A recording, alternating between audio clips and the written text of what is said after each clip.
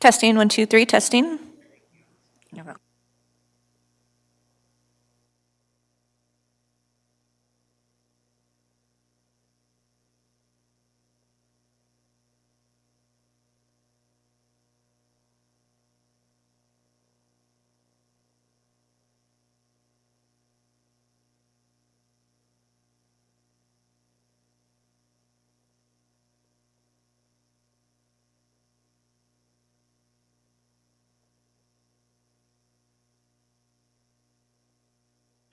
Testing audio, testing 1, 2.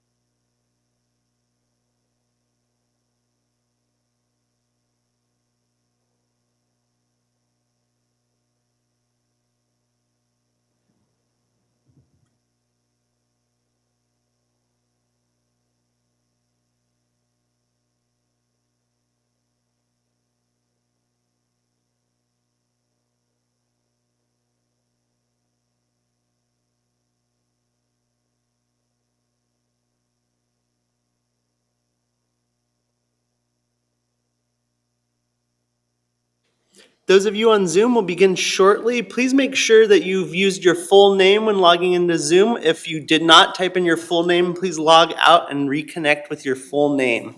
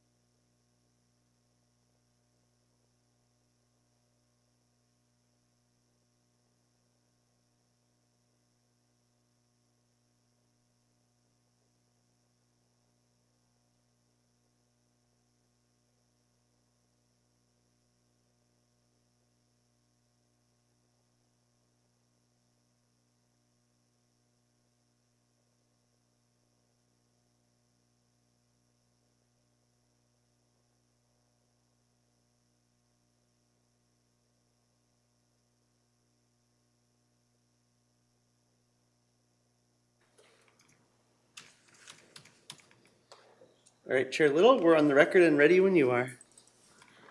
Good morning. Assessment Appeal Board is hereby called to order. It's March 27th, 2023. Will you do roll call, please, Brendan? Yes, Board Member Ferris? Present. Board Member Lunetta? Present. Chair Little? Present. Thank you. Please stand for the Pledge of Allegiance. Ready? Begin.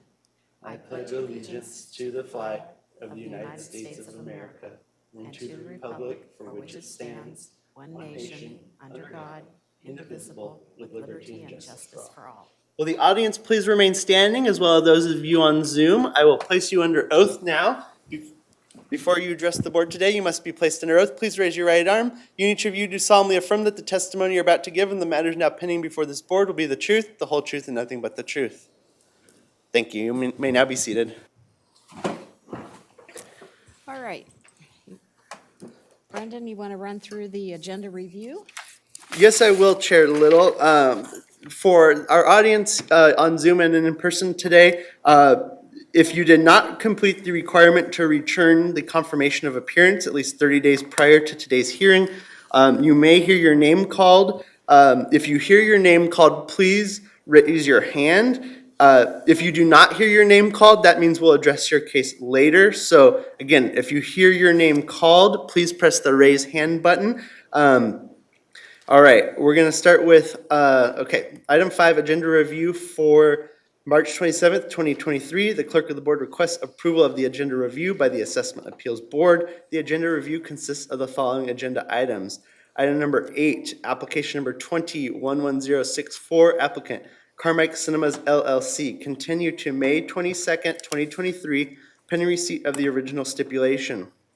Item number 9, application number 21-11239, applicant Carmack Cinemas LLC, American Multi-Cinema Incorporated, continue to May 22nd, 2023, pending receipt of an original stipulation.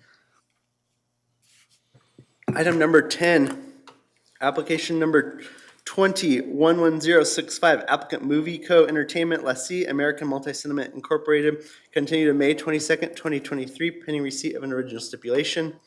Item number 11, application number 21-11238, applicant Movie Co. Entertainment Lessee, American Multi-Cinema Incorporated, continue to May 22nd, 2023, pending receipt of original stipulation. Item number 20, application number 22-10321, applicant the Josep Cavozian Trust dated June 28th, 2021, as amended and restated on November 30th, 2007, continued to May 22nd, 2023, pending receipt of original stipulation. Item number 21, application number 22-10367, applicant Ronald Jones, denied due to lack of appearance. Item number 25, application number 22-10391, applicant Dushan Mano, denied due to lack of appearance. Item number 30, application number 22-10481, applicant Tyler D. Zachariah and K.S. Zachariah, trustees of the Zachariah Living Trust, denied due to lack of appearance. Item number 35, application number 22-10548, applicant Lawrence M. Fortentino, continue to May 22nd, 2023, pending receipt of an original stipulation. Item 36 appears to be present, so we'll skip that. Item 37, application number 22-10574. Applicant Walter S. Cervantes, denied due to lack of appearance. Item number 45, application number 22-10815, applicant Gregory Smith, denied due to lack of appearance. Item number 46, application number 22-10816, applicant Arthur Olguin, they are present, so we'll skip them. Item number 47, application number 22-10891, applicant 76Q LLC, Jeff Morehouse, continue to May 22nd, 2023, pending receipt of original stipulation. Item 48, application number 22-11028, applicant Delia Martinez, continue to May 22nd, 2023, pending receipt of original stipulation.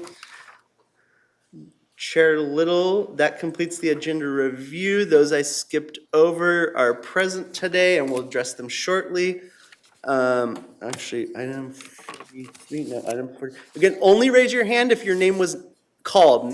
We have various people whose names were not called that are raising their hand. Thank you. All right, Chair Little, recommendation is to approve the agenda review as read. Do I have a motion? Seconded. Hearing no objection, motion carries. Thank you so much, Brendan. All right, are there any public comments other than what's on the agenda today? I'm going to recommend we skip over that for now. Oh, okay. No board comments? Okay, go right ahead. We'll start with items 12 through 17, applications 20-11462 through 20-11467. PPF Amley Ponderosa Drive. Yes, we have Richard Petty, attorney for the applicant here. Good morning. Good morning. Are we going forward on your case today? Yes, we are.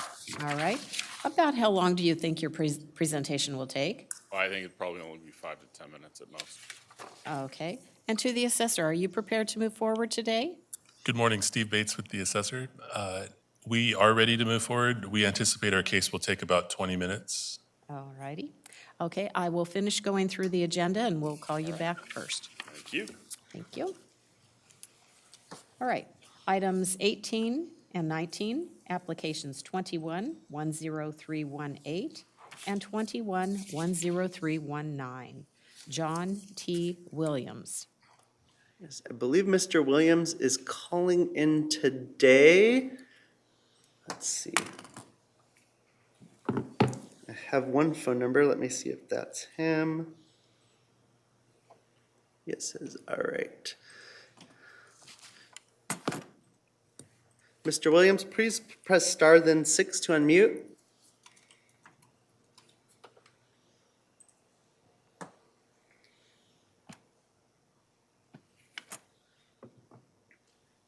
Again, Mr. Williams, please press star then 6 on your telephone keypad to unmute.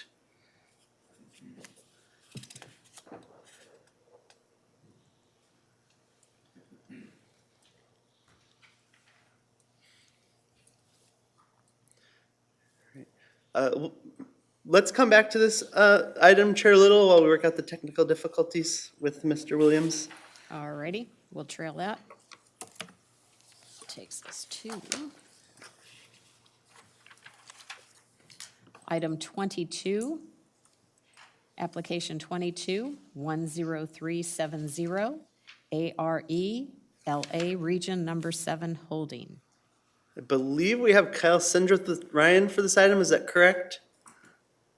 Yes, I'm here. Good morning, everyone. Good morning. Are we going forward on your case today? No, this will be a mutual request for continuance. It's a base year appeal, and we sent over the information. I believe the assessor's office just needs a bit more time to review. All right, to the assessor, do you agree? That is correct. We did receive documentation last week, so we agree with the continuance. All right, our dates available are April 24th and May 22nd. To the applicant, is there a date you prefer? April 24th works for us. To the assessor? We agree. All righty. To the assessor, do you require a data proviso, or do you have everything you need? I believe that we do have everything that we need. All righty. Yeah. Okay, so we will have a continuance to April 24th. Do I have a motion? Seconded. Mic on? Okay. Hearing no objection, motion carries. Thank you, sir. Thank you. Okay, item 23, application 22-10373, Derek Berthold. Yes, present. Good morning. Are we going forward on your case Good today? morning. Yes, please. Okay. Real quick, Chair Little, Mr. Berthold, I left you a voice message on Friday and didn't hear back from you. We needed a clarification. Were you prepared to move forward on the issue of date of change in ownership today? I'm not familiar with that issue. Okay, you were indicating that the date that the assessor was using for the assessment was incorrect. I believe it was November, and you're saying it should be September, correct? I think the contention was that the agreement made with the seller and Right, as so we don't wanna demonstrated by get the into residential any purchase agreement details. was September Mr. 4th. Mr. Berthold, we don't want to hear any details. We just Yeah. want to confirm that's the issue you're prepared to present on today is the date. I mean, I wouldn't summarize or characterize it as much, but Are you I'm contesting unclear that the with- date that the assessor is using still? in terms of the recording date, I wouldn't dispute that that was 11/23/21. All right, but are you, Chair Little? I don't really understand I don't understand the question. Forgive me. Okay. Chair Little, I recommend we come back to this when we begin hearing the case. It appears there's some confusion, and we can get into more detail with the applicant when we begin the case. Okay. I'm not certain if everyone's prepared to move forward on the same issue or not. Okay, I'll mark it as a trail. We'll readdress it as I go through the agenda. So we'll come back to you shortly. Mr. Berthold. Fair enough. Thank you. Okay, thank you. Item 24, application 22-10385, Lisa A. Simpson.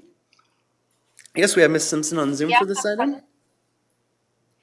Good morning. Are we I'm go- present, yes. Good morning. Are we going forward on your case today? No, I'd like to ask for a continuance. There was some misunderstanding in information. All right, to the assessor, do you agree? The assessor is agreeable to continuance if we can add a proviso for data. Okay. And our dates available are April 24th and May 22nd. To the applicant, is there a date you prefer? April 24th, please. To the assessor, is that agreeable? We agree, yes. Okay. And real quick, Mr. Bates, you didn't specify how much time are you requesting for the data? If it's April 24th, you know, within the next 15 days? Yeah, given today being the 27th, 15 days from today would be great. And back to the applicant, the data proviso is the assessor needs some more information. Will you be able to deliver that to the assessor within the next 15 days? Yeah, I just need to understand what the information is that they need. So as long as I can circle back and find that out, 15 days is fine. Okay, to the assessor, are you in communication with the applicant? Is there a 441D letter or? Yes, Mrs. Ramirez to my left, she's the appraiser, so she will be reaching out to the applicant. Okay, wonderful. Yes. Okay, do I have a motion to continue to April 24th with the proviso that any information requested by the assessor be delivered to them within 15 days from today's date? So moved. Seconded. Hearing no objection, motion carries. Thank you. Thank you. All right, items 26 through 29, applications 22-10414 through 22-10417, Westlake Plaza Center E. We have John Orger on Zoom for this item. Yes, I'm present. Good morning. Are we going forward on your case today? I would like to request a continuance. I provided some information to the assessor last week, and I think that it was a little bit too close to the hearing date. And he has also asked for a little bit more data, and I hope to get it to him this week. Okay, to the assessor, do you agree? We agree with the continuance. Yeah, and if we could add a proviso. To the applicant, the dates available are April 24th and May 22nd. Is there a preference? Yes, May 22nd would be preferred. Is that agreeable with the assessor? Yes, and in that case, 30 days from today for data. Okay, and back to the applicant, is that agreeable that any information the assessor requests that you'll deliver to them within 30 days from today's date?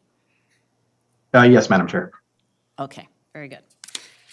So do I have a motion to continue to May 22nd with the proviso that any information requested by the assessor be delivered to them 30 days from today's date?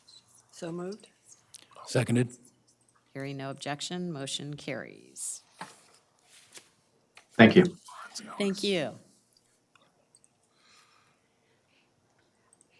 Are we doing okay, Brendan? Yes, Okay, thank you.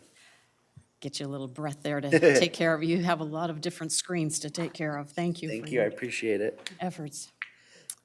Agenda item 31, application 22-10520, Lawrence D. Ellis. All right, it looks like we have a Lawrence on Zoom with no last name, so I'm going to go ahead and allow them to speak. Please unmute yourself.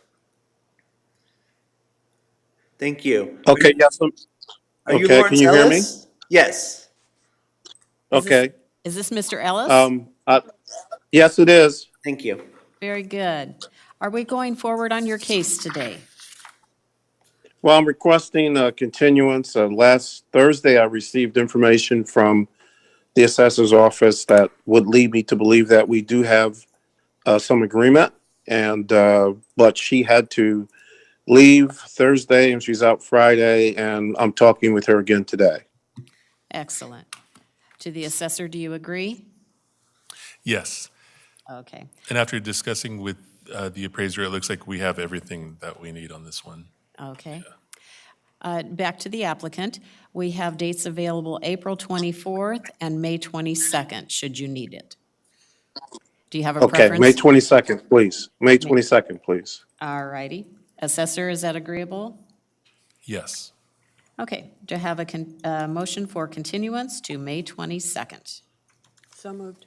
I can log out now? Seconded. Yeah, let me just pass the motion. Hearing no objection, motion carries. Okay, thank you very much. Thank you. All right, agenda item 32, application 22-10545, Trey Allure Camarillo LLC. Yes, Chair Little, on Zoom, we have Kyle Sindris for this item, and here in person in the audience, we have property manager Dana Odom. So we'll go to Mr. Sindrich first, unless he'd like to hear from Ms. Odom instead. Okay. Good morning. Can you hear us? On Zoom? Yes, good morning. Oh, good Yes, morning. this is Kyle Sindrich with Ryan once again. For this one, we will be requesting a continuance. We provided additional data to the assessor that they've not had time to review yet. Okay. To the assessor, do you agree? We agree with the continuance, yes. Okay. And back to the applicant, we have dates available April 24th and May 22nd. Do you have a preference? We would prefer the sooner date, April 24th. To the assessor? Do We you agree, yes. Do you need a data proviso at all? If we can just add a proviso, just in case.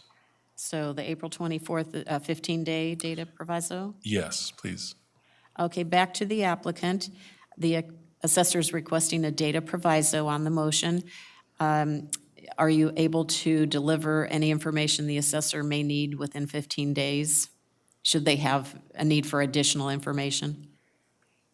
Yes, we can. Thank you. Okay. And Chair Little, before we vote, Ms. Odom, did you want to comment at all, or are you okay with the request? Thank you.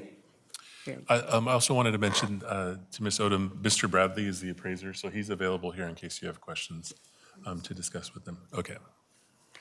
Excellent.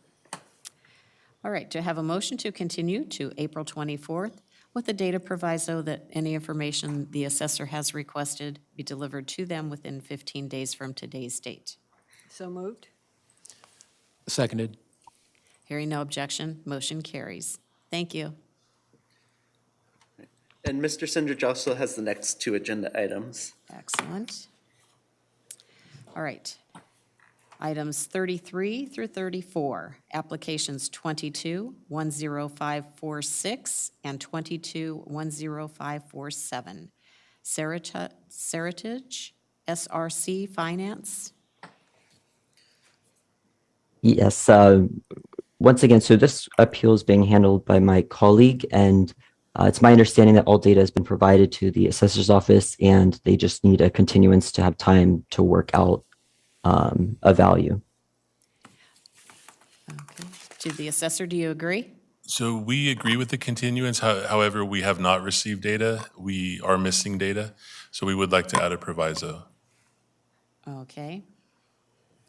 Back to the applicant. Again, the dates available are April 24th and May 22nd. Do you have a preference? Okay.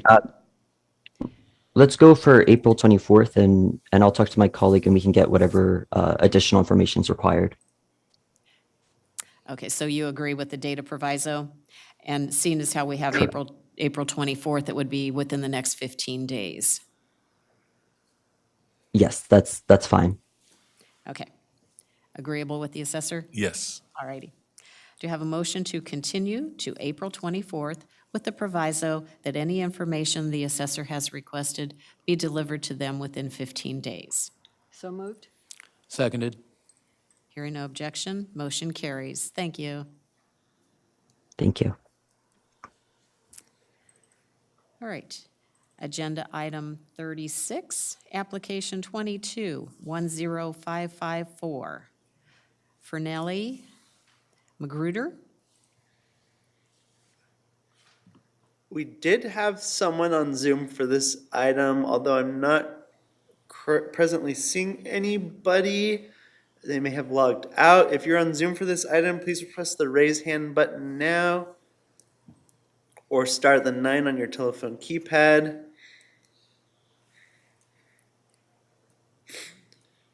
Once again, just for the Zoom folks, the name is Fernelli Magruder.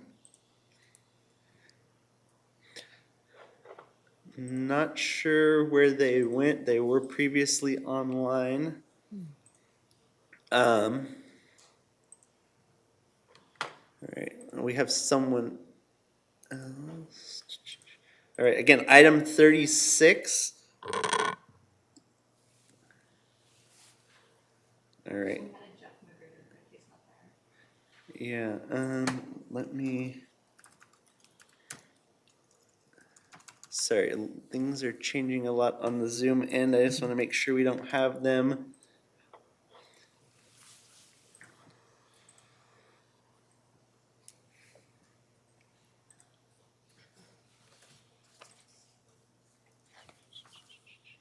All right, Chair Little, I'd say let's deny this due to lack of appearance, and if they pop back on later, we can reconsider it at that time.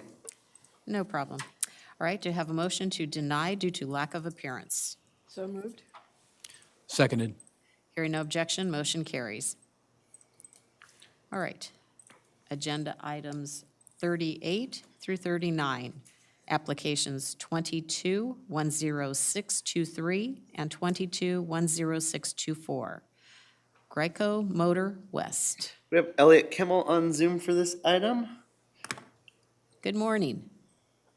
Good morning. Are we going forward on your case today?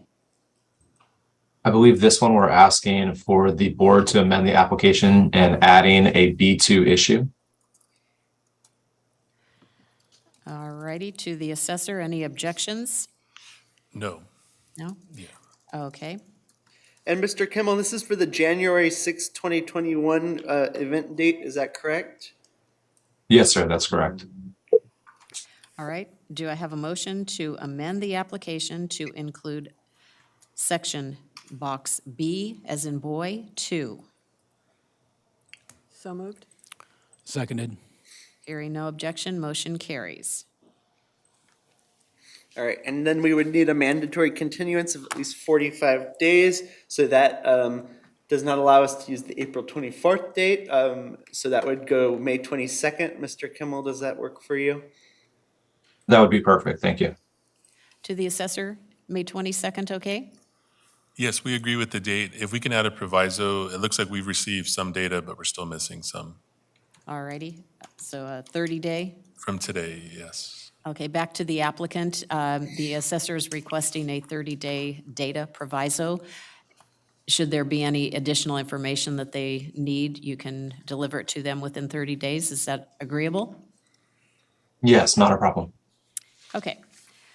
Do I have a motion to continue to May 22nd with the proviso that any information requested from the assessor be delivered to them within 30 days from today's date?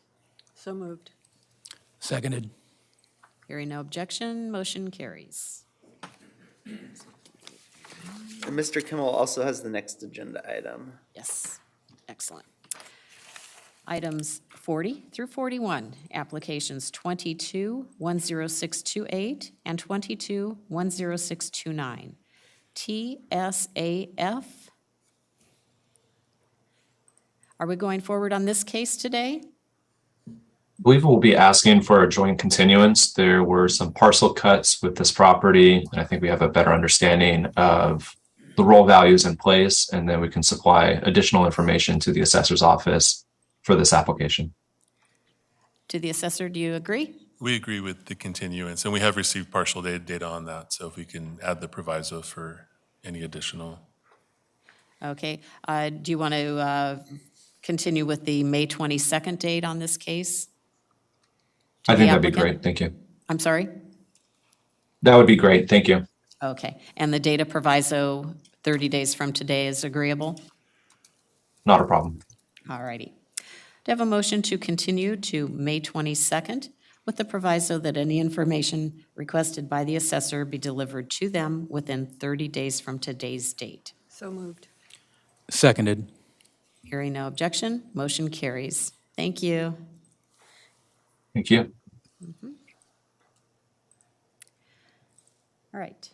Item 42, application 22-10760. I will spell the name Weiguo, last name J-U. Yes, last Friday, I get the notice for assessor want to the extension for the real appeal, and reset the good time for the appeal. Okay, to the assessor, do you agree? We agree with the continuance, and it looks like we have everything that we need on Okay. this case. All right, back to the applicant. We have April 24th and May 22nd available. Which is a preference for you? April 24 is okay for me. 24, April 24. April 24th agreeable with the assessor? Yes, we agree. Okay, do I have a motion to continue to April 24th? So moved. Seconded. Hearing no objection, motion carries. Thank you. Chair Little, can I ask for clarification for the record? Was that request by the assessor or the applicant? Oh, the Assessor. assessor The assessor, yes. Thank you. And the motion was made by Board Member Ferris? Ferris. Okay, thank you. Second by Lynette. All right, thank you. Okay, we'll see you on the 24th. Thank. Agenda item 43, application 22-10798, Mark and Laura Cockerman. Cockerram. Yes, Good yes, morning. present. Are we going forward on your case today? No, we did amend our application to adjust for the base year value. Okay, So I'm assuming we need a continuance. Yes, Chair Little, we have a request to amend the application in section 6 for the April 9th, 2018 event date. any objections from the assessor? Since this is being amended to a base year, we would like to add a data proviso for new data. Okay. Okay, back to the applicant. The assessor's requesting what's called a data proviso. And so is the May 22nd date agreeable with you? Yes, that's correct. We actually have the data ready to pass along to the assessor. Just need to get if there's a particular name of an assessor that's assigned to us, or do we just send it through the normal channels? To the assessor, would you? Yes, so Directly. the appraiser would be Audrey Ramirez, and but the data can also still be sent to the general email address, and then it'll be forwarded. Okay, did you Okay. get that? Back to the applicant, is that? That's perfectly fine. Thank you. Okay, excellent. Just to confirm, is that the appeals response email? Basically, what the conversations we had with Audrey and I think it was Brendan was the other individual at your office. We have accumulated the information on the comparables for the base year value. So we have that information ready to forward on. So if there's some other information that you require, I would just need to know what that would be. Okay. Yeah. Okay, So- just so the applicant is aware, Brendan is our clerk for the board, and he's the one that kind of directs you who you need to talk to. Okay, Right. first order of business is to have a motion to amend the application to include section 6, is that correct? Right, box B2 for the April 9th, 2018 change in ownership date. To have a motion? So moved. Seconded. Hearing no objection, motion carries. Okay, do I have a motion to continue to May 22nd with the proviso that any additional information requested by the assessor be delivered to them within the next 30 days? So moved. Seconded. Hearing no objection, motion carries. Thank you. Thank you. Just a moment, Chair Little. Take your time.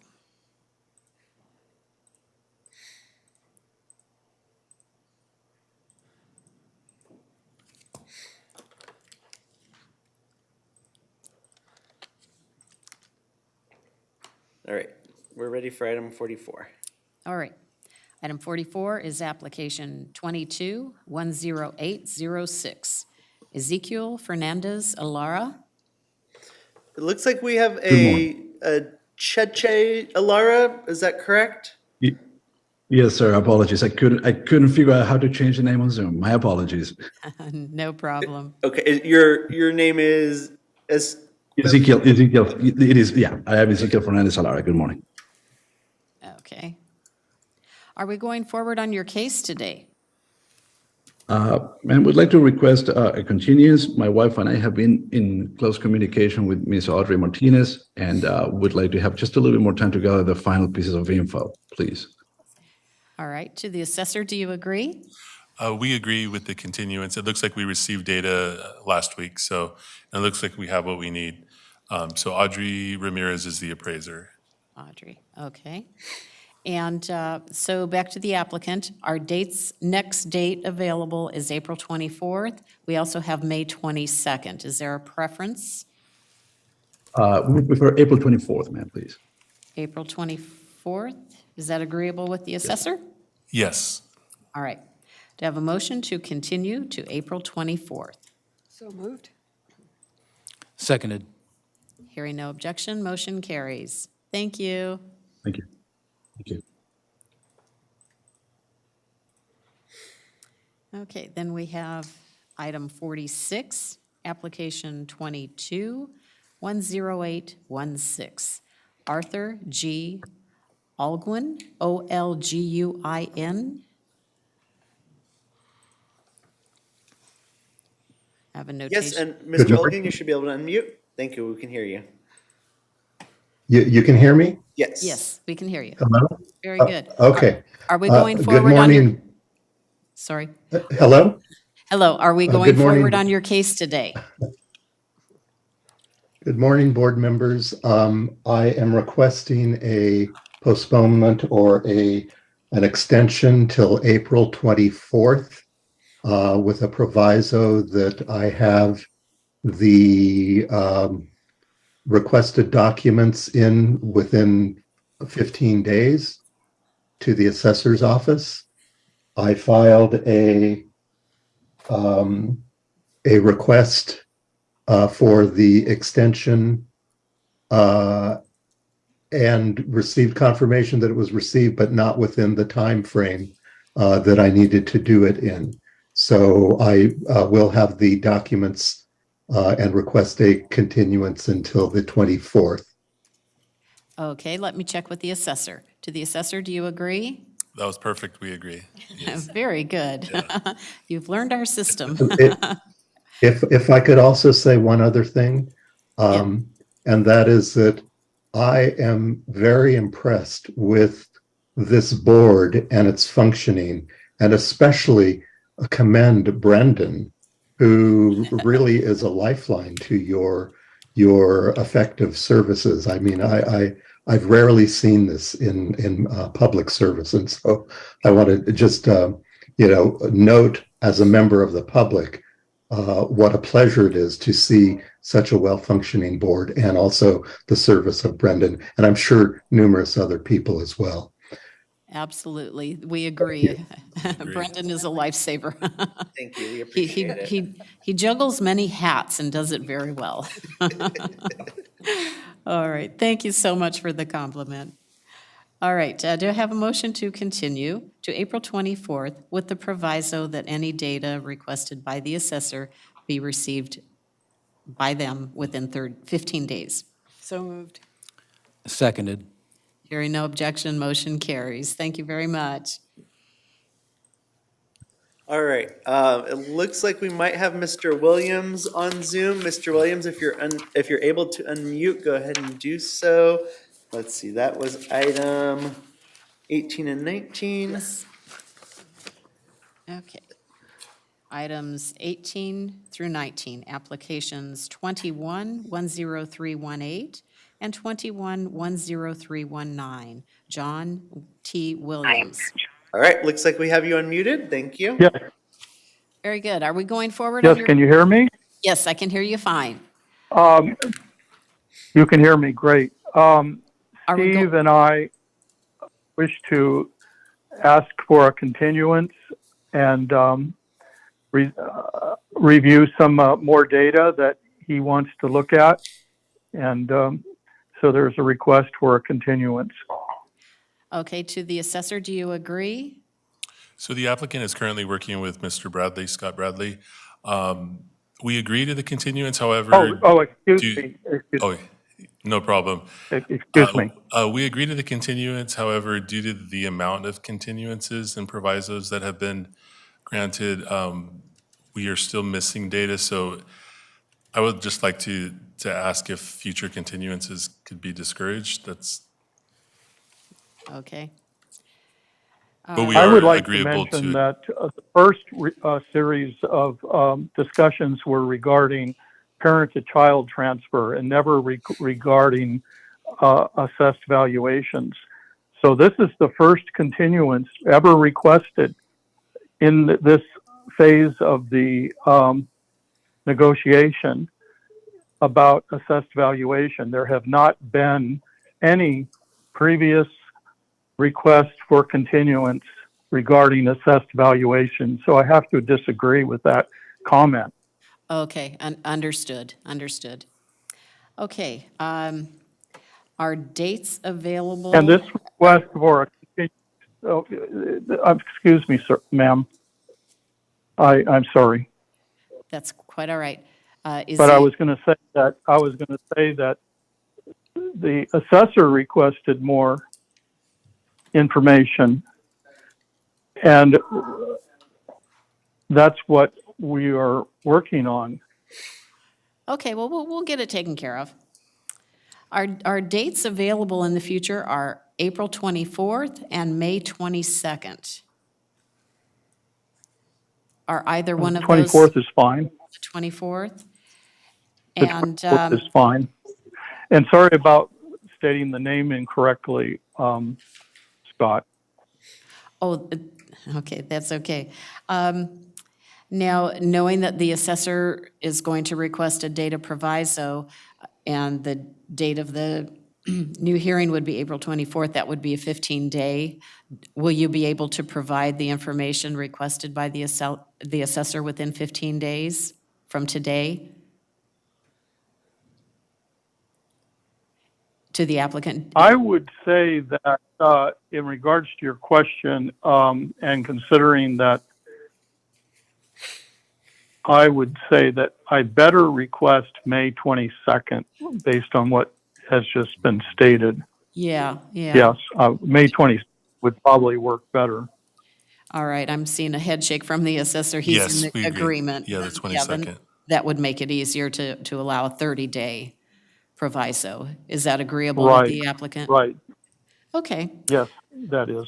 very good.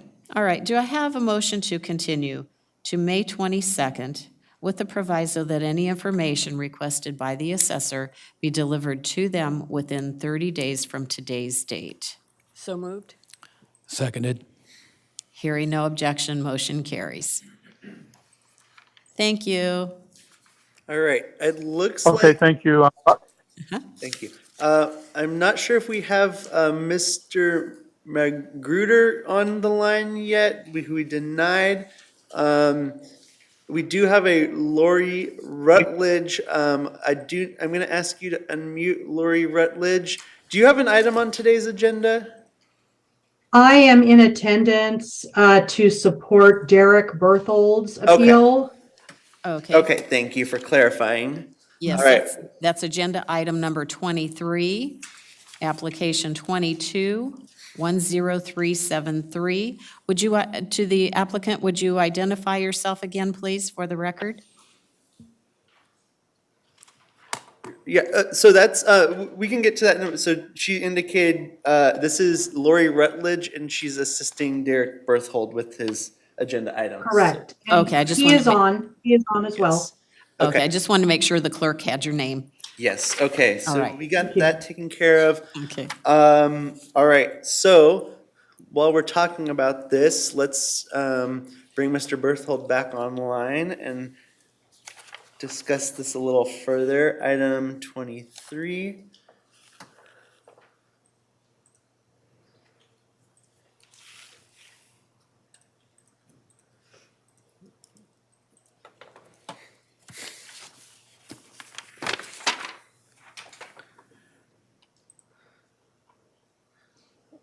All right. Mr. Berthold, you should be able to unmute and turn on your camera now. All right.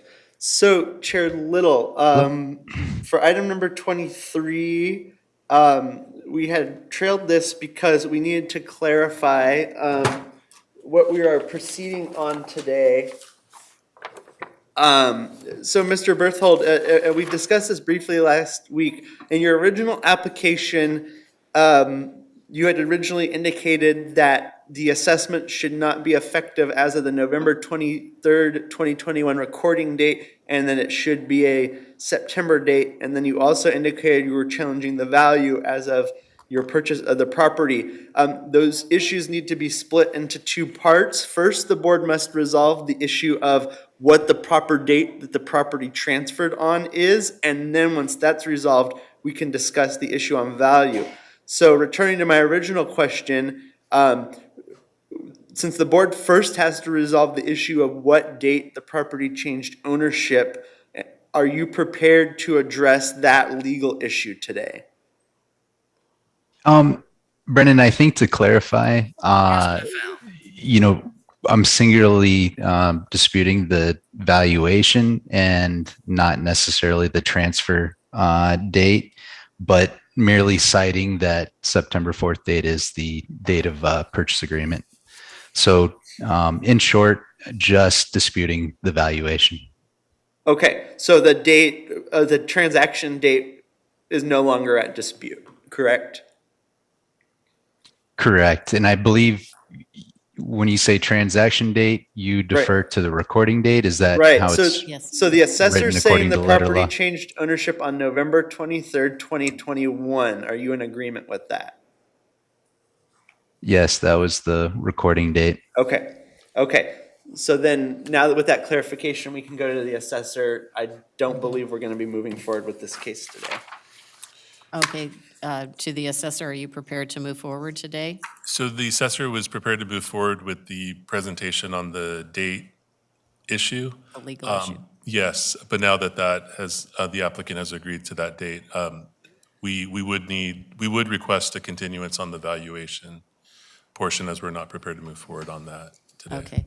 Is there further data that you need from the applicant? I believe so. I believe that we would like to request data with the proviso. Okay.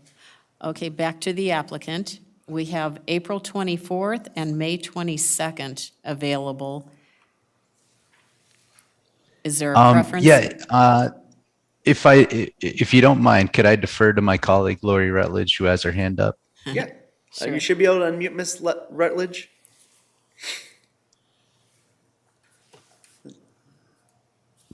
Hello. Derek Berthold and myself are both licensed real estate brokers. Derek worked on my team, so we are well aware of what a closing date is. He has already submitted his valuation information. In fact, I dropped off 6 copies of it last Wednesday to your office on the 3rd floor. And he's residing out of the country currently, so we have an 8-hour time difference.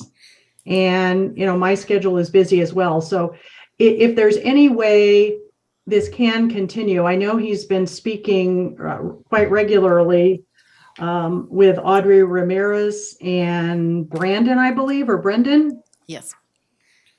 And we've given you all of the information to support his valuation appeal. if there's some way we could cover that today, it would be very helpful. Ms. Rutledge and Mr. Berthold, if I can explain why the hearing would normally be split into two parts. Because the date of change in ownership issue was raised in the application, as you mentioned, you have experience in this area, the comps which can be used under the law are dependent on that date. So had that issue been pursued and say the board agreed that it was September, it would throw out numerous comps that could be used. And so therefore, the assessor's office is excused from preparing for the valuation until the date issue is resolved. So because that issue was not clarified prior to today's hearing, the assessor was excused from preparing from the valuation portion because it was an unknown date that we'd be preparing for. So that's the reason why more time would be needed. I can let the assessor's office elaborate if they have additional information. Oh, no, we agree. That's exactly the case here as to why we don't have the presentation. Could I ask, when you have these hearings, are they normally at 9:30 in the morning? Yes, they're only on Mondays at 9:30 a.m. So any date you choose will be on Monday at 9:30. Okay. So. And also. And just for sorry, go ahead. Also, the dates that we're shooting for are in the event we do need to have a hearing. Hopefully you can come to an agreement with the assessor, issue a stipulation, then you would not have to appear or have a hearing. That's correct. We can always be hopeful that the issue can get resolved. Yes. Okay, good to know. Just out of curiosity, when it comes to disputing the actual transfer date, is that an arbitrary discussion, or is it pretty cut and dry that the recording date dictates what that date would be? Yeah, in general, it would be an interpretation of the law. You would be stating your interpretation of the laws to why you do not believe it's November, and the assessor would be presenting their case as to why they believe it should be November. So it would be a legal issue. But Okay. I'll jump into the assessor. Don't we normally look at recording date for verification of date of transfer? We do, yes. Okay. Yeah, and I just want to be clear, Mr. Berthold, based on your prior statements, that issue is being dropped from the application will not be discussed further. I just want to confirm that is your intent. We will not be readdressing the date again. It's going to be locked in at November. So I just want to confirm that you're no longer pursuing that issue. Yeah, I think that reflects more or less my ignorance of what we base the transfer date on, or what date we would base the comps on. So it seems to me that's an immovable object, and I'll present the comps accordingly. We'll discuss it based on the closed comps up to that recording date. Okay. All right. So who is Mr. Barthold actually going to be discussing the valuation with to hopefully avoid an appeal? Yes. Ms. Ramirez has left several voicemails, I believe. Can you guys elaborate further? And I believe she's left her phone number several times. Hi, Audrey. Yeah, Audrey we've Ramirez. coordinated. Sorry, go ahead, Audrey. Audrey Ramirez with the County of Ventura Assessor's Office. I have made several attempts and left voicemails. I was unaware that he was out of the country and there was an 8-hour difference.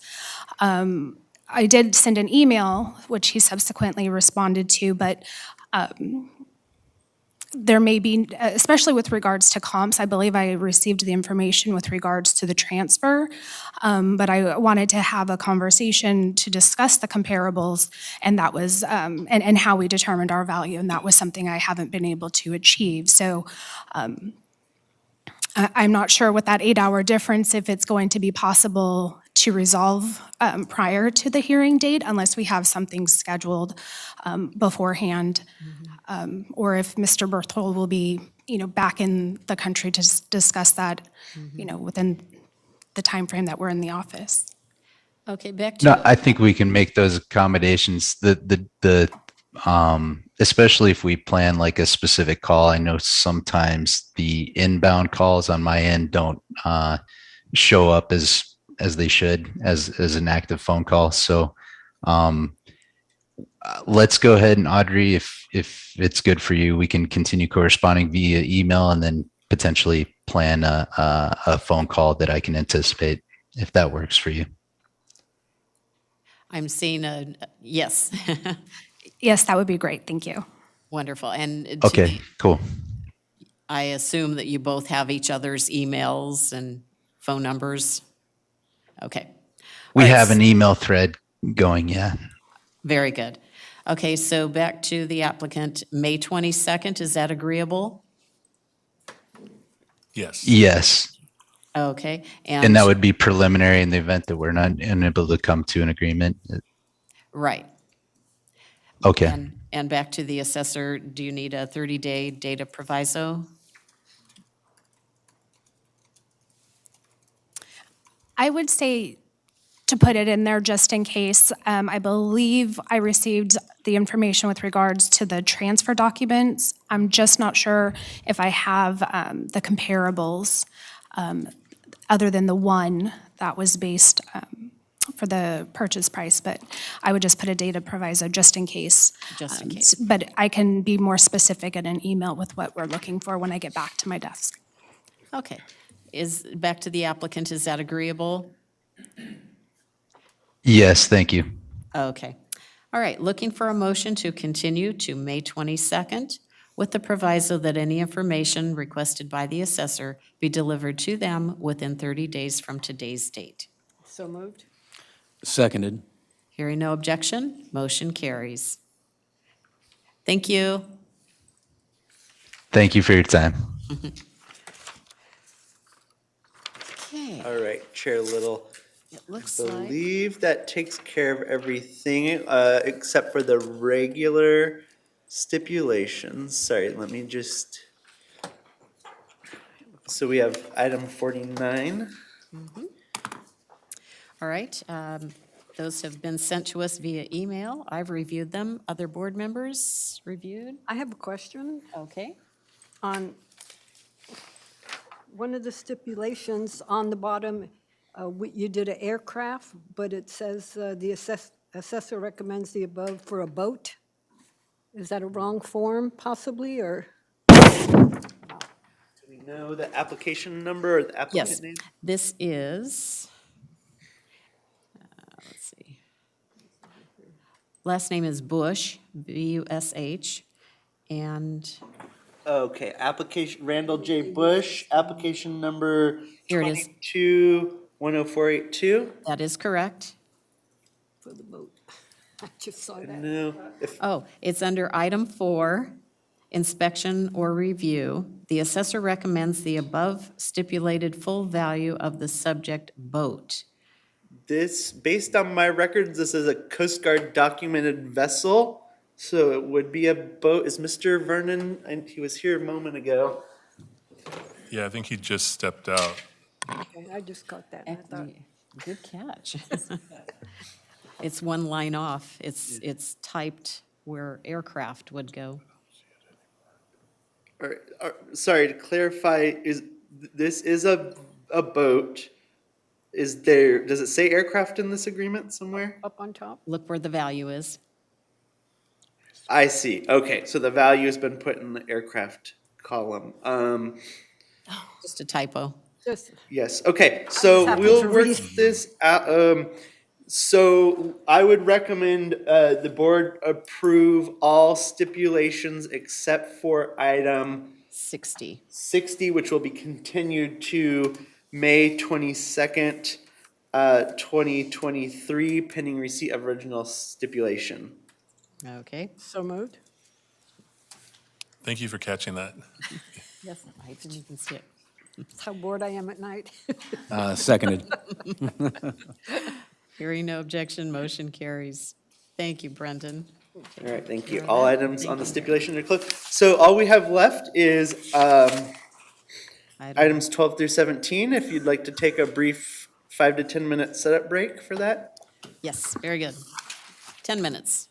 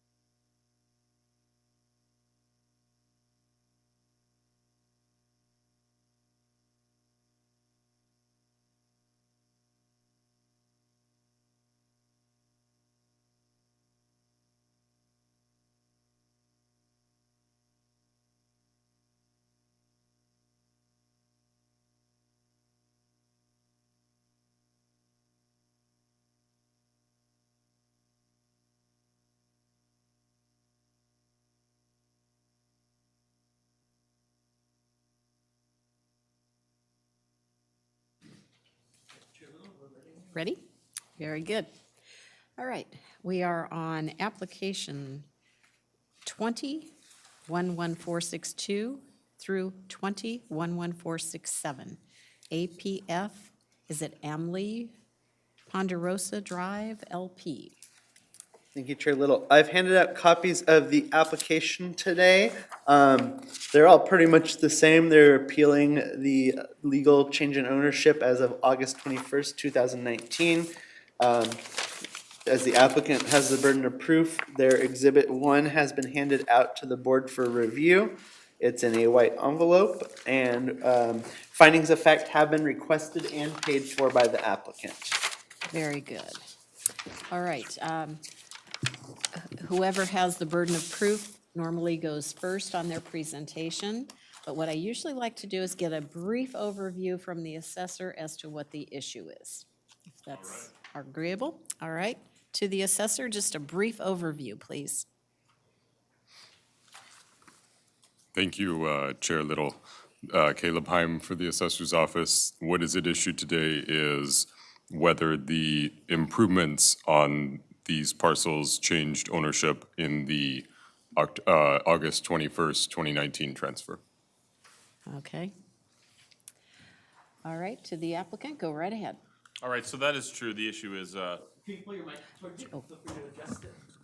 I'd be speaking loud enough. So that is the essential issue is the change in ownership of the improvements, not in the land. I note that the original application was filled out, I think, by someone else. And so to the extent that they're suggesting there was no change in ownership of the land, we agree there was a change in ownership of the land. Okay. This is about the improvements. And you have, I think, 4 documents from me, which are the ground lease itself, which is something to review. There's a First Amendment to the ground lease. I don't think you need to concern yourself with it too much. I included it simply because if you're going to amend the lease, you might as well have the full lease. I don't think that the amendment has any bearing on what we are going to go through today. Then I included a 7-page letter, which has also been shared with the assessor's representative that goes through my presentation today. And then there is a case with Auerbach v. Assessment Appeals Board number 1. I will note this is a 2006 case, and the taxpayer was represented by Rody Pollock, Petker, Galbraith, and Cahill, which is the firm that I was practicing with at the time. So I am very familiar with the underlying facts of that case. And I'll try to make it brief, and if you do have any questions, I'll go through it. Here, the ownership of property subject to a 34-year ground lease was transferred from the ground lessor to the ground lessee, my client, in exchange for a payment of 20% of the value of the entire property as determined by a qualified appraiser, as if the property were being sold to an independent third party, not subject to the ground lease. Put simply, my client paid 20 cents on the dollar for this project in 2019. I think that is one of the determinative facts that the board must consider. And so the question of whether or not a change in ownership occurred with respect to the improvements depends on who owns the fee title to those improvements at the time of this transfer. If the ground lessor owned those improvements, then there's a change in ownership. If my client owned those improvements, there is no change in ownership. So we'll start at the beginning. In May 2011, Spanish Hills Apartment LLC leased a parcel of unimproved land adjacent to the 101 freeway at the western termination of Daly Drive for a period of 34 years to my client. At that time, this was vacant land without any improvements whatsoever. As part of the ground lease, my client agreed to and did construct a rather large apartment complex on the site. And of course, the assessor, upon the completion of construction, does get to assess those buildings at their then appropriate market value. And so the appropriate terms of the ground lease that I'll walk you through in order if you'd like to go through them. Section 4.1 provides that the improvements will be constructed at the lessee, my client's sole expense. And of course, this is a massive expenditure. Section 4.3 provides that title to these improvements remain in my client's name until the termination of the lease, and my client has the right to deduct all depreciation and investment tax credits on its income taxes. So the whole, let's just call it $100 million for the sake of, just to make it a little bit easier, I think we're talking about an assessed roll value of maybe a total of $80 million. So the $100 million is deducted from my client's tax returns because, of course, this is a 34-year lease. The depreciation term runs 27 and a half years. And so the buildings would technically be worth zero upon the conclusion of the lease. Section 6, my client is obligated to pay all property taxes regardless of what they may be. And then section 16.2B provides that the lessee is entitled to all of the proceeds of any award received as a result of eminent domain during the first 24 years of the lease. Thereafter, at the rate of 10% a year, it goes down. So in year 25, 90% of the proceeds. In year 26, 80% of the proceeds. Year 27, 70% of the proceeds. Section 39.1, which I think is critical. The lessor has the right to require my client, the lessee, to purchase fee title to the property after December 31st, 2017. And it also provides that my client has the right to require the lessor to sell fee title to the property after December 31st, 2018. And then section 39.3 provides that the purchase price for fee title to the property, if sold to the lessee, will be 20% of the value of the property. Of course, there are additional details about disagreements, the independent appraiser, how we're going to figure that out, and what if there's a disagreement.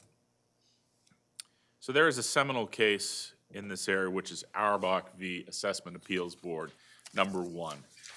Now that parcel was the Tommy Hilfiger store, probably still is the Tommy Hilfiger store on Rodeo Drive in Beverly Hills, a trophy property owned by the same family for a long period of time, and according to that lease, it was plain that that family always intended to own it. And in that change of ownership, what the assessor was being asked to determine, the grandfather had passed away, and then the interest had gone to his grandchildren. It didn't involve the lease. A change where the lessee was purchasing that property from the lessor. In that case, the grandchildren contended that there was no change in ownership because the lease said, well, title to these buildings is held in the name of the lessee, just like we have here.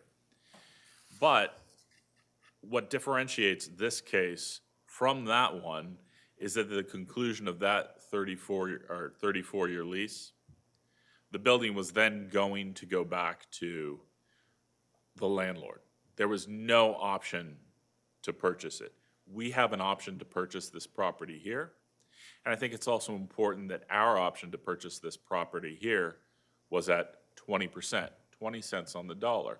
Everybody here knows if you've got an asset and you get to purchase it for 20 cents on the dollar, you're certainly going to purchase that for 20 cents on the dollar, especially for real estate where you could just turn around and sell it for $1 because that is,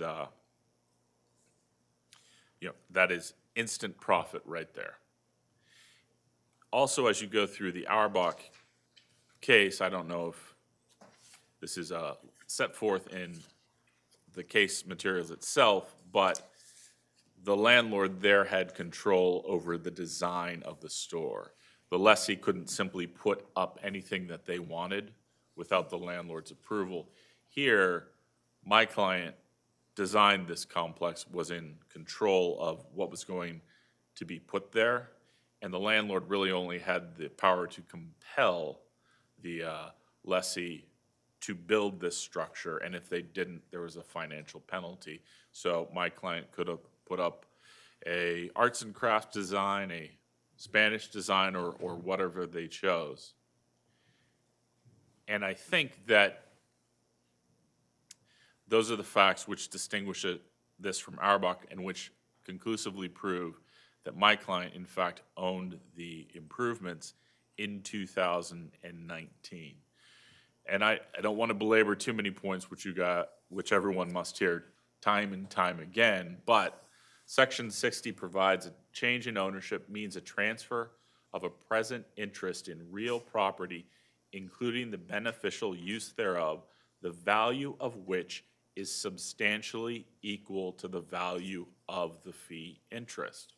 Here, because we have a percentage of the value of the property, I'm suggesting that if there is a deal between the landlord and the lessee to sell the property to the lessee for 20% of its value, that this cannot meet the statutory definition of a change in ownership. And I also want to note this 20% figure, even in the assessor's determination, the land itself is worth roughly 20% of the project. So if we're paying 20% of the value of this project, and the land is worth roughly 20% of the value of the project, when we purchased this, what were we purchasing? The land. And the buildings were essentially free. And if the buildings are essentially free and we paid for their construction, why are we paying essentially nothing for these buildings? And that can only be because the lessee is in fact the owner of the buildings.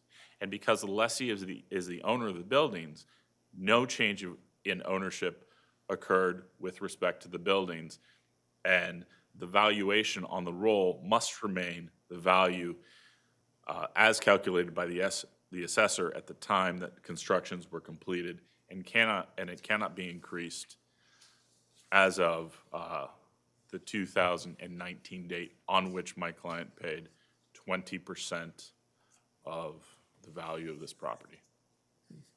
It's about all I have to say. I think it's as simple as that. If anyone wanted to go into the details, I'm sure I could answer questions. All right, before we go any further, Brendan, I think what I'd like to do is the exhibits, I'd like to number them. Would that be okay with council for Yes. clarity? I think the letter is just my argument, so it does not need to be numbered. All documents need Yeah. numbers, so Yeah. the letter will be Exhibit 1. Okay. The Arbach versus Assessment Appeals Board number will be Exhibit 2. Okay, The letter from the California State Board of Equalization, Assignment 10-125 will be Exhibit 3. okay, First Amendment to the ground lease will be Exhibit 4. The ground lease will be Exhibit 5. And that completes the exhibit numbering. yes. Okay, let's go over those one more time. Okay. The letter dated March 2nd, 2023, top says Holland and Knight.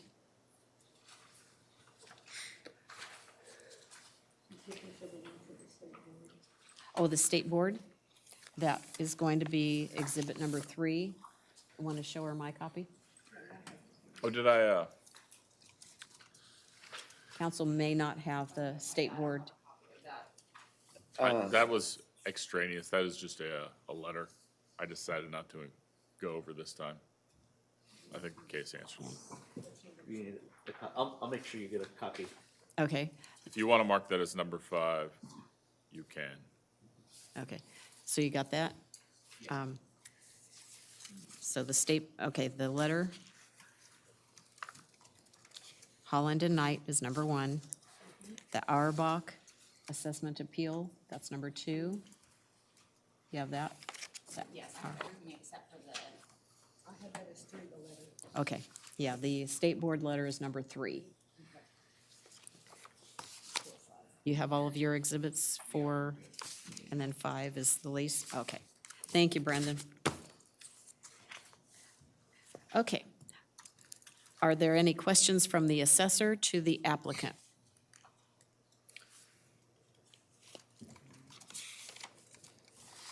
The assessor doesn't have any questions. No? Okay. Questions from the board to the applicant? Not yet. Council, no? Okay, we'll hear from the assessor now.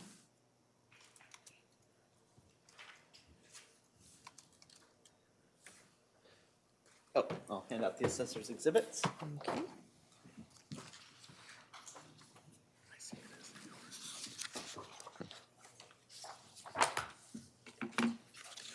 Thank you, Brendan.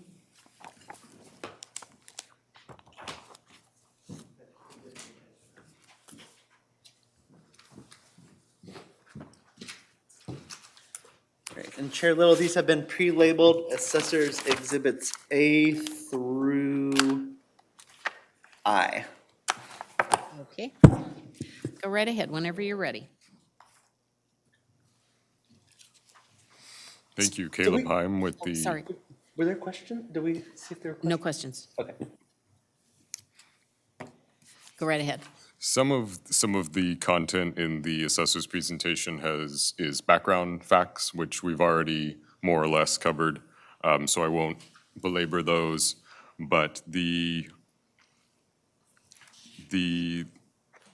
lease between the previous owner, Spanish Hills Apartments LLC, and PPF Amelie Ponderosa Drive LLC provided that the tenant would start construction of at least one apartment building within a year of the lease's commitment, that the tenant would have title to the improvements until the expiration or prior termination of the lease, and that title to the improvements would pass to and vest in the landlord upon the expiration or termination of the lease.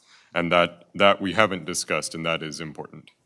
And that is on, that particular provision is in section 4.3 of the lease, in Assessor's Exhibit B, which we should probably turn to at this point, which is on page 12 of your smaller packet there. Yes. Or pardon me, that is on page 14 of your packet. And you see there highlighted the design of and title to the improvements.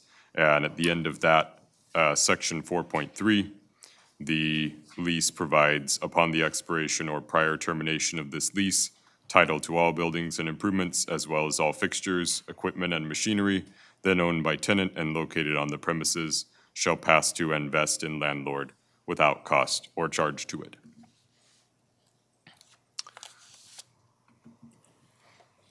Returning to page 3 of your packet, in Assessor's Exhibit A, on September 1st, 2015, the improvements were completed and were assessed on the subject parcels to the owner of the subject parcels, Spanish Hills Apartments LLC.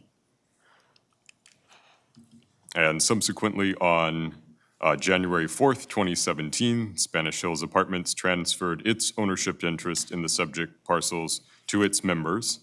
And who those members are is not important for the appeal today, but that information is in there for your review should that be desirable.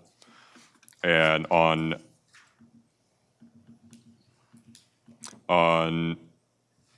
August 11th, 2019, the original ground lease was amended, and we've discussed that as well.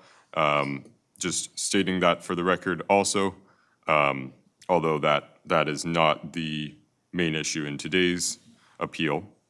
But on August 21st, 2019, the landlord transferred the subject parcels to PPF Amelie Ponderosa Drive LP, and the assessor determined that the transfer was a 100% change in ownership and reassessed the entire property pursuant to Revenue and Taxation Code Section 60, which provides that, as the applicant stated, change in ownership means a transfer of present interest in real property, including the beneficial use thereof, the value of which is substantially equal to the value of the fee interest. And the applicant and assessor agree that the land underwent a change in ownership of 100% on August 21st, 2019. And we can move at this point to the assessor's determination. So first with that, if a lease provides that tenant-constructed improvements on leased land must be surrendered to the lessor upon the expiration or termination of the lease, the lessor holds the fee interest in the improvements, regardless of the lease's designation of ownership. And that is important in this appeal.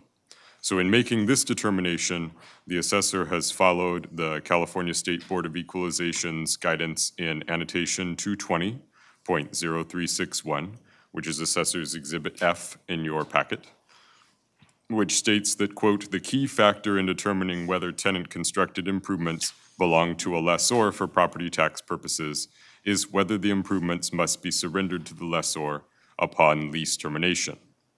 And this annotation is based on the California Supreme Court case Auerbach versus Assessment Appeals Board, which is one of the ones that we've been discussing, as well as the Court of Appeals case Phelps versus Orange County Assessment Appeals Board number 1.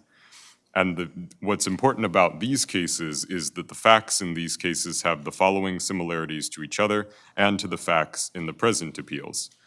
And those are A, the owner of land leased the land to a tenant. B, the lease provided that the tenant owned the improvements that the tenant constructed during the lease term. And C, the lease required that the tenant surrender these tenant-constructed improvements to the lessor upon the expiration or prior termination of the lease. And the court in each case Auerbach and Phelps, determined that because of this lease requirement, the lessor owned the fee interest in the improvements even during the lease term, and therefore owned the improvements for property tax purposes, and that was regardless of any other provisions in the lease. Point 2 of the assessor's determination. Prior to the August 21st, 2019 transfer, the landlord owned the fee interest in the improvements. The lease of the subject provided that, quote, "Upon the expiration or prior termination of this lease, title to all buildings and improvements as well as all fixtures, equipment, and machinery then owned by tenant and located on the premises shall pass to and vest in landlord without cost or charge to it," as we discussed before.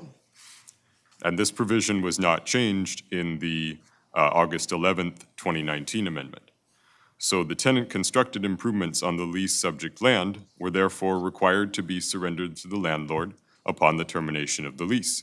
And therefore, the landlord owned the fee interest in the improvements, regardless of the lease's designation of ownership, and therefore owned the improvements for property tax purposes. The assessor's opinion is that the landlord's right to these improvements upon the expiration or prior termination of the lease sufficiently establishes the landlord's fee interest in the improvements. However, additional evidence of the landlord's fee interest in the improvements is the lease's provision that the landlord had the present right to a percentage of the rent derived from the improvements, which is in section 3.1D of the lease, which is an Assessor's Exhibit B, which is page 12 of your packet. And we can turn there briefly as desired. You see that highlighted there. In addition to the rent payable under sections 3B and C above, tenant shall pay landlord a sum equal to the amount by which 14% of the gross revenue generated by the project from rents,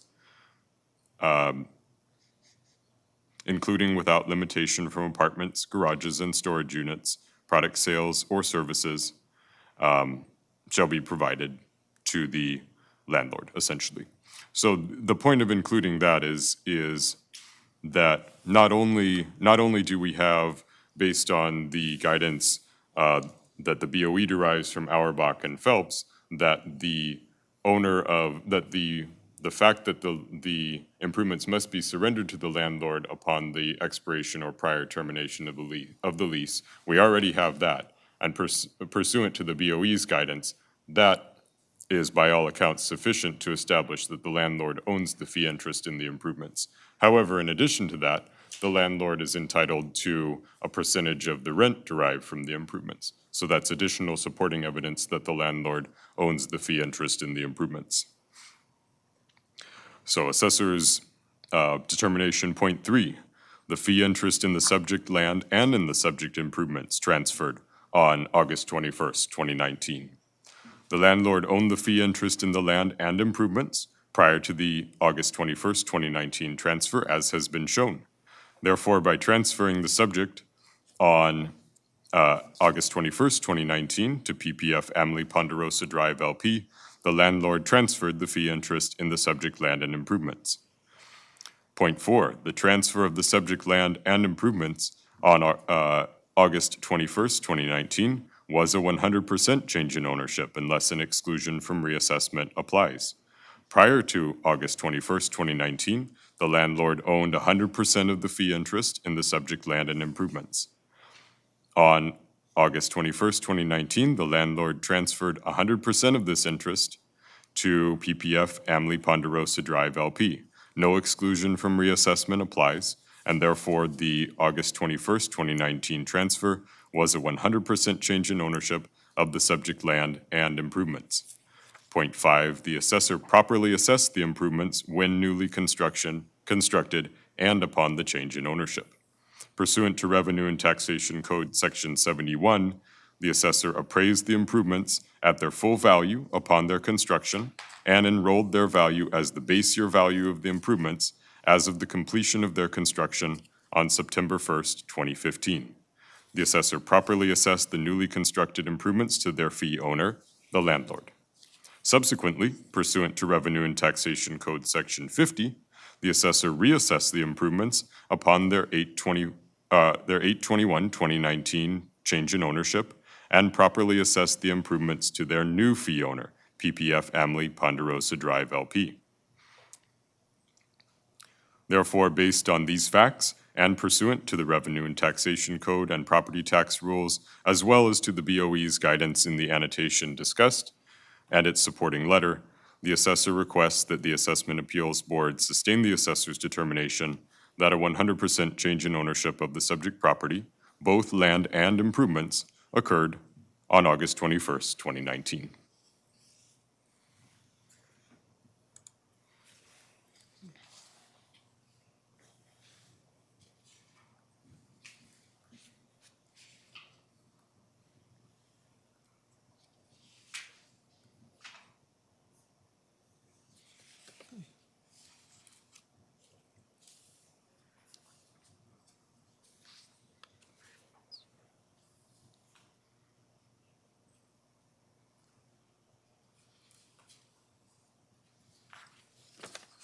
Okay, go right ahead. That concludes the that assessor's concludes? presentation. Okay. Are there any questions from the applicant to the assessor regarding their presentation? You will have a rebuttal time and a closing time, so this is just questions. I'm sure my rebuttal will be quick, although it's a big debate. I mean, the facts here are very simple, and none are in debate, so I have no questions. Okay, questions from the board to the assessor? I have one quick one. If you'll look at the applicant's exhibit, the ground lease. Yeah, the applicants, or if you have the ground lease, the page is marked 34, but in their oh, I'm sorry, this is the assessor. This is the assessor's, okay. The assessor's page 37 of the lease. Item 39, the put call option to exercise. Would you address what that means? That means that either the lessee or lessor have the option to require a sale of the property to the lessee. To the lessee.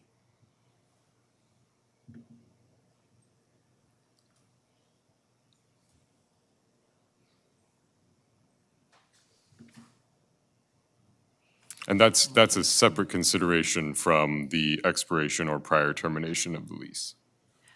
Okay, prior to the termination. Okay. So what 4.3 refers to is if the lease terminates or expires, the improvements go to the lessor, Okay, even though they were built and during the term of the lease are considered owned by the lessee. okay, Separately from that, the lessee has the option to purchase the entire property from the lessor at the negotiated price. So those are separate considerations, and the BOE's guidance addresses the first consideration and finds that that a provision like that is dispositive for establishing the fee ownership interest of the improvements in the lessor. That is what the assessor followed in making the determination. okay, thank you. Okay, no questions? Okay, so that the applicant has the opportunity to present their closing remarks and rebuttal at the end, we'll let the assessor do their closing first, and then the applicant will do your closing after. Is that agreeable? Yes, it is. Okay. Okay, any closing from the assessor? There's no more information that the assessor desires to present regarding the assessor's determination, but regarding the applicant's presentation, the applicant's letter states that on the second to last page, that there is no realistic circumstance under which the lessor would surrender the improvements and give up 80% of the value of the entire property. And before that, because the property could be purchased at only 20% of its value, the lessee was necessarily going to purchase the fee title to the entire property rather than surrender the improvements to the lessor at the end of the lease. Regarding that, the assessor wants to point out that an option to purchase does not necessitate a purchase, no matter how advantageous the option is. And the action that is necessary in this appeal by virtue of being required by the lease is, as stated, that title to all buildings and improvements shall, that is to say must, pass to and vest in the landlord without cost or charge to it upon the expiration or prior termination of the lease. The rest of both the facts and the assessor's determination and how the law applies to the facts seem rather clear to the assessor, so that concludes the assessor's closing statement. Okay, thank you. Yes, we'll go back to questions. I do have a question. On Assessor's Exhibit A, page 8, it says State of California Revenue and Taxation Code, Section 60. Excuse me. A change of ownership means a transfer of a present interest in real property, including the beneficial use thereof, the value of which is substantially equal to the value of the fee interest. The conflict I have in my mind is that 20% of the total value does not seem substantially equal to the value of the fee interest of the total property. Would you agree with that? That it does. Or could you maybe offer some clarification? It seems perhaps that the 20% of the value of the property does pertain to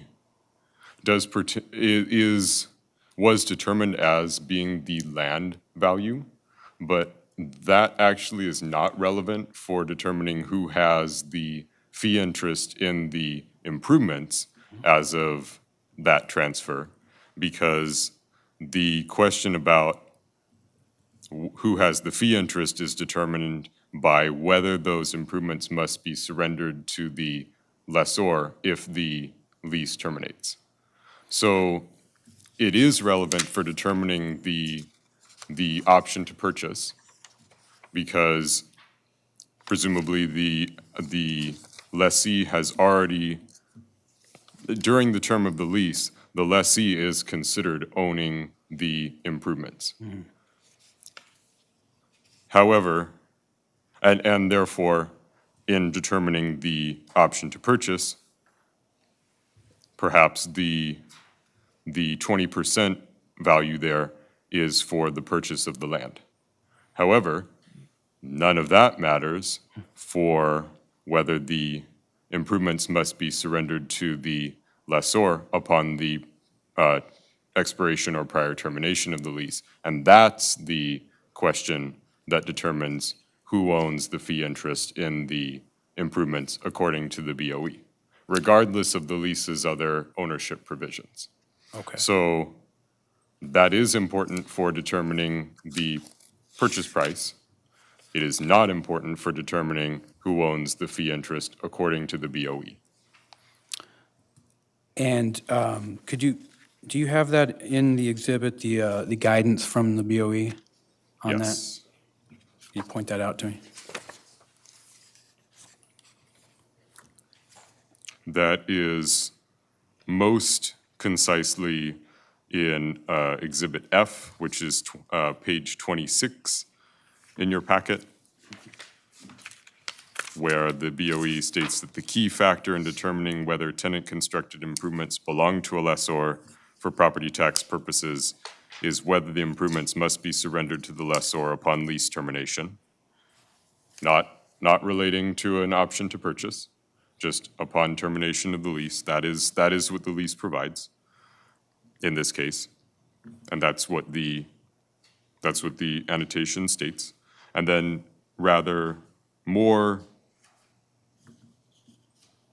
lengthily in Assessor's Exhibit G,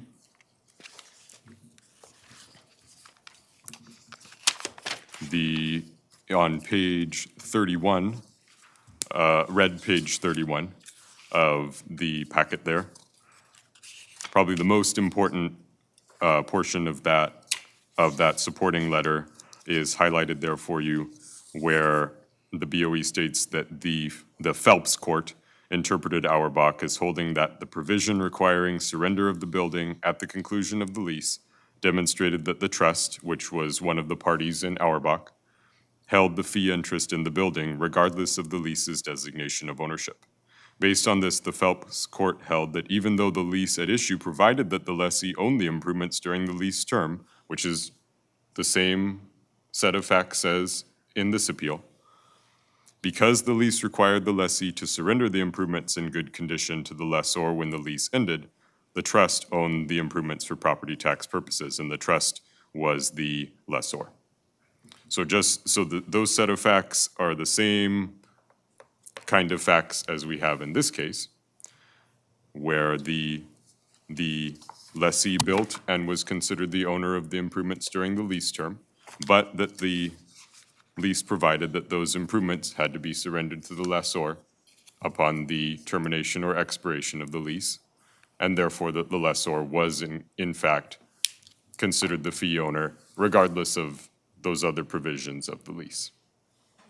Okay, thank you. That's helpful. I do have one other question. The put call option. Do you feel like that, given the fact that that gives power to both the lessor and the lessee, but really I want to focus on the lessee. They have the power to force a sale at 20% of the value of the property, total value of the property. Do you feel that that affects that, we'll say, we're saying that if that weren't there, then yes, the lessee would have to return the improvements, their ownership of the improvements, to the lessor at the end of the lease. But in this case, they have the option, rather than letting that happen, they can purchase it, the total property, for 20% of the appraised value. So my question is, does that make a difference in this case? Not according to the BOE's guidance. So you feel like the BOE supersedes that? Yes. Okay, thanks. Okay, I'm going to allow the applicant to answer the question as well. Well, first of all, I do feel it doesn't really matter what the BOE says. There is, in fact, a California Supreme Court case here, and and it is the full 9 pages of that which are binding on the board. And I'd like to point out, we're not here because these improvements were surrendered to the landlord, are we? Today, no one disputes the fact that the lessee owns these improvements. Must means it must happen. Like everyone must die, everyone must pay taxes, they cannot be avoided. These improvements were never surrendered to the landlord. I think that is in fact determinative. Neither Auerbach nor Phelps dealt with an option, and particularly a discounted option.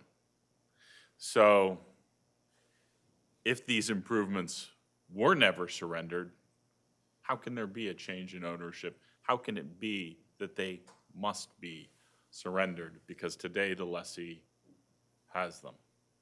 And again, if you go into the full facts behind Auerbach, that store on Rodeo Drive in Beverly Hills was never, ever leaving that trust.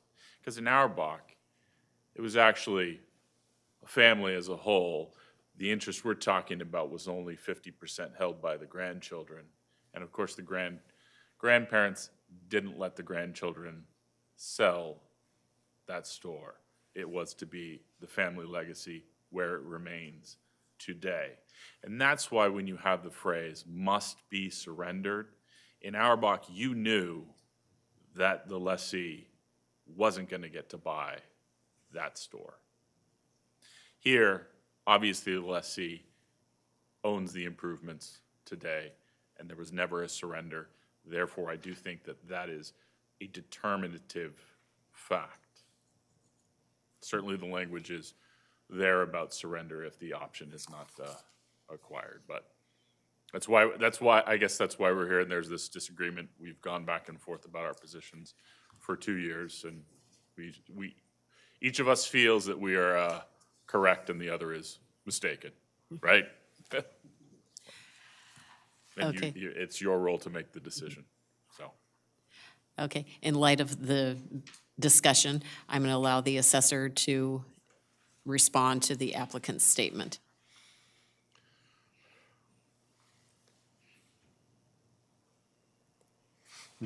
The assessor wants to point out that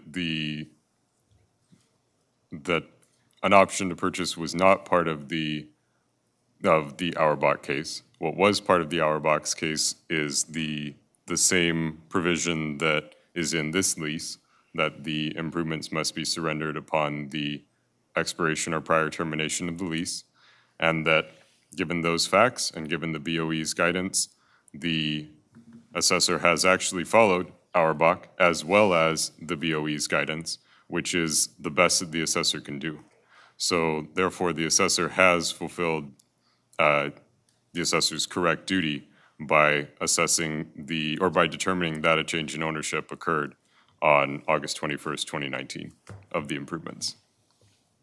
Okay. Is there any further closing by the assessor?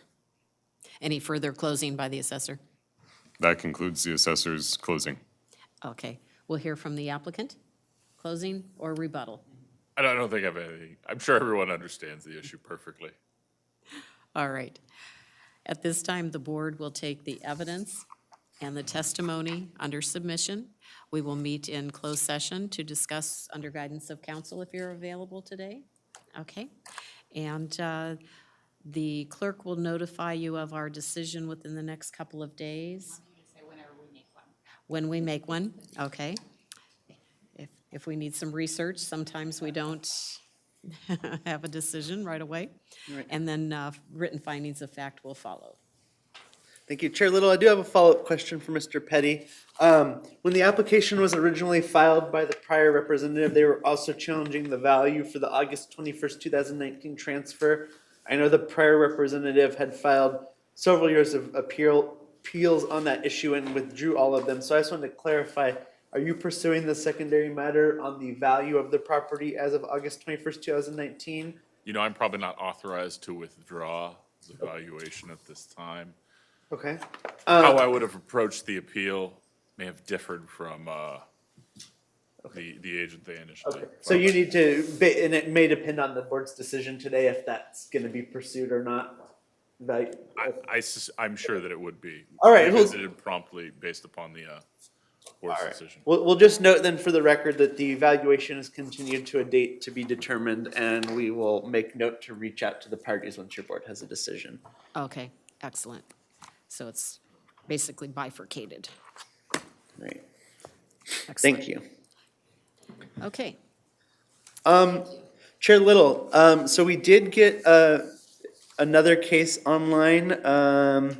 Let's see, item 36, who we had previously seen online and then had hung up. We have Fernaline Marugader. I apologize if I'm mispronouncing that. Are you there? Oh, sorry, actually, I got to turn on the audio. One more time, are you there? Yes, I'm here. Thank you, we can hear you. Okay, All this, right, so this was previously denied due to the applicant's failure to appear. So first, we would need a motion to reconsider.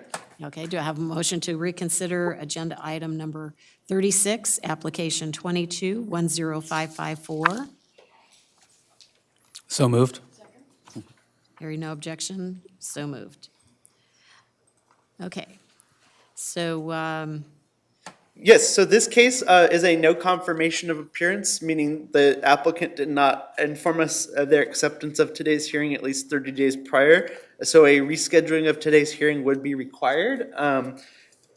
And just before we go to the applicant, you'll have the options of April 24th or May 22nd as your new date for the hearing. And I'll turn it over to the applicant to hear from them as what they would like to request from the board today.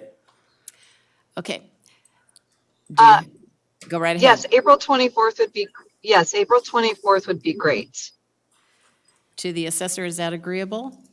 Yes, the assessor agrees with the continuance to April.